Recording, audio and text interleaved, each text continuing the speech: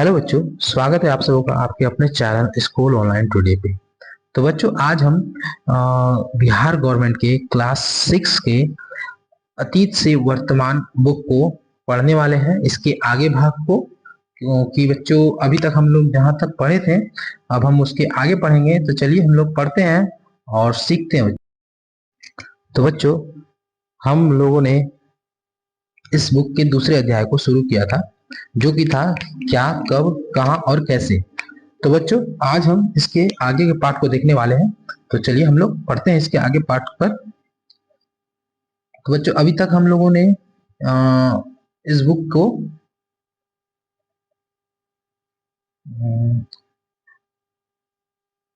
हाँ, यहाँ तक पढ़ चुका था बच्चों। ठीक है, अब हम लोग इसके आगे के पार्ट को देखने वाले हैं बच्चों। तो यहाँ पर लिखा हुआ बच्चों कि 8वीं शताब्दी के मध्य 750 ईस्वी तक के राज्य धीरे धीरे कमजोर पड़ने लगे। मतलब बच्चों, जब 8वीं शताब्दी थी उस समय के राज्य जो थे वो 750 ईस्वी तक धीरे धीरे कमजोर पड़ने लगे, मतलब उनके शक्तियां छिन्न होने लगी बच्चों। ठीक है, और परंतु व्यापार और एवं नगरों का फिर से विकास हुआ। मतलब जो व्यापार करते थे और जो उन्होंने नगर बसाए थे उनका फिर से विकास हुआ। 11वीं शताब्दी तक नए सैन्य साधन और उन्नत उत्पादन तकनीक का विकास हुआ। और जब तक 11वीं शताब्दी आई थी तब तक नए नए संसाधनों का, नए नए उत्पादनों का विकास होने लगा बच्चों। इसके बाद इस्लाम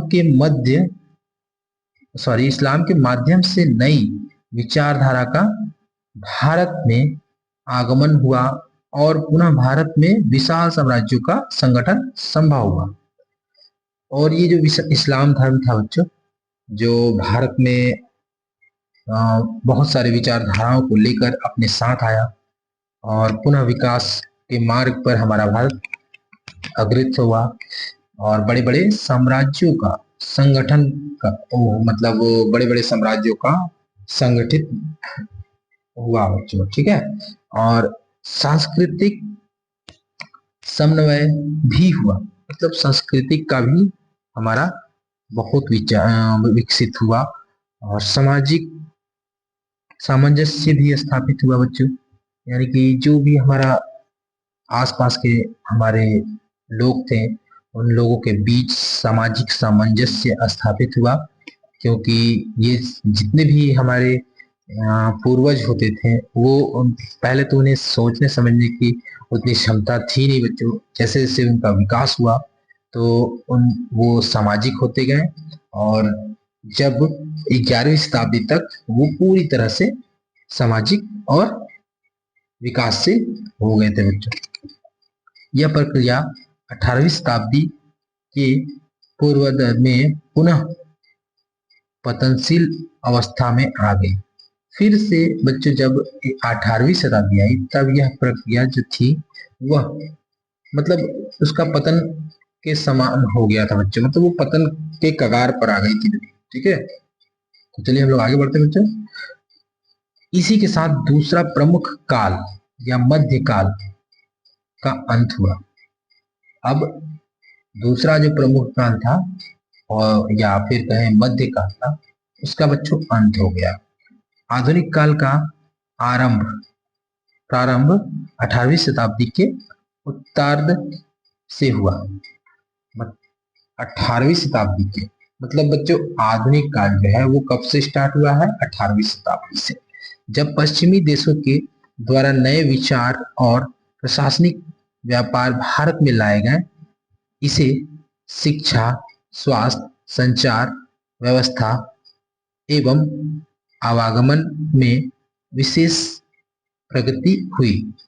मतलब जब पश्चिम देशों के द्वारा नए विचार और प्रशासनिक व्यवहार भारत में लाए गए, पश्चिम देश जो थे बच्चों वो हमारे भारत में जब आए और नई नई विचारधाराओं और नए नए प्रशासनिक व्यवस्था को जब लागू करने लगे तो हमारा जो शिक्षा व्यवस्था था, स्वास्थ्य व्यवस्था था, संचार व्यवस्था था और जो आवागमन था मतलब यातायात का जो साधन था वो विशेष प्रगति, मतलब बहुत ज्यादा प्रगति हुई बच्चों। ठीक है, उसके बाद बच्चों दुर्भाग्यवश यह नई प्रशासनिक व्यवस्था विदेशियों द्वारा स्थापित की गई थी बच्चों। लेकिन बच्चों जब ये हम लोग व्यवस्था स्थापित हुई थी तो ये बच्चों स्वदेशी नहीं थी बच्चों, ये तो विदेशियों द्वारा स्थापित की गई थी, जो जो हमारे देश के आर्थिक संसाधनों का लाभ प्राप्त करना चाहते थे बच्चों। मतलब बच्चों जो विदेशी थे वो अपनी प्रशासनिक व्यवस्था तो यहाँ पर लागू किए ही, लेकिन उनका मकसद कुछ और था बच्चों। वो चाहते थे कि हमारे जो देश के संसाधन हैं वो उन्हें अपने देश ले जाना चाहते थे बच्चों, और यहाँ से सारा माल जो था वो लूट कर ले जाना चाहते थे बच्चों। जो भी यहाँ पर हमारे खनिज पदार्थ होते थे बच्चों, क्योंकि हमारा देश पहले बच्चों सोने की चिड़िया कहा जाता था।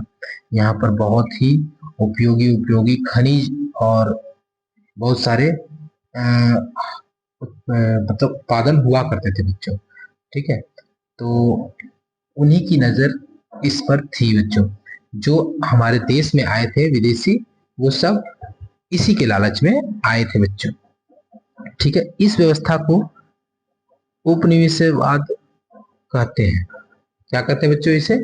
इसी व्यवस्था को उपनिवेशवाद कहते हैं। मतलब बच्चों जो मतलब विदेशियों द्वारा जो प्रशासनिक व्यवस्था लाई गई, इसी व्यवस्था को उपनिवेशवाद कहा जाता है बच्चों। ठीक है, इसके अंतर्गत किसी उन्नत देश द्वारा किसी दूसरे कमजोर देश पर अधिकार कर उसका आर्थिक शोषण करता है बच्चों। मतलब यह जो व्यवस्था थी इसके अंतर्गत एक देश दूसरे देश पर शोषण करता है बच्चों, और उसके मतलब जितने भी उपयोगी वस्तुएं हैं उनका इस्तेमाल करता है।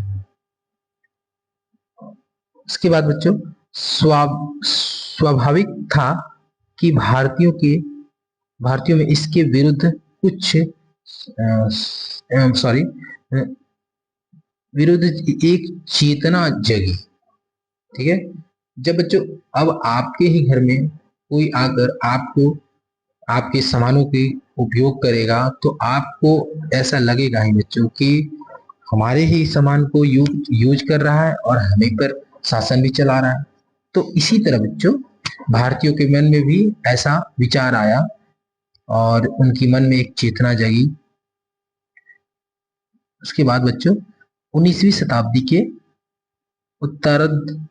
उत्तरार्ध से भारत में इस औपनिवेशिक सत्ता के विरुद्ध राष्ट्रीय आंदोलन सक्रिय हुआ, जो सत्य और अहिंसा के सिद्धांतों से प्रेरित रहा। ठीक है बच्चों, 19वीं शताब्दी में उसके बाद 19वीं शताब्दी जब आई बच्चों, तब भारत में एक विरोध उत्पन्न हुआ, एक आंदोलन उत्पन्न हुआ जो कि बच्चों सत्य और अहिंसा के सिद्धांतों से प्रेरित था बच्चों। और ये सत्य और अहिंसा के सिद्धांतों को लाने वाले हमारे महात्मा गांधी थे। ठीक है बच्चों,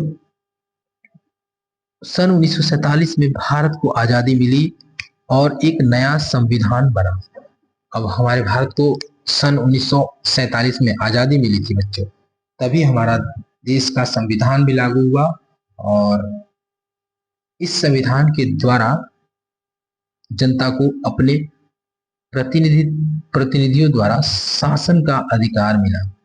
मतलब बच्चों यही जब संविधान लागू हुआ तब हमें अपने देश को चलाने का अधिकार भी प्राप्त हुआ बच्चों।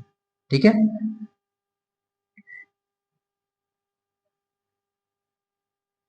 काल भारत के आधुनिक इतिहास का प्रतिनिधित्व करता है।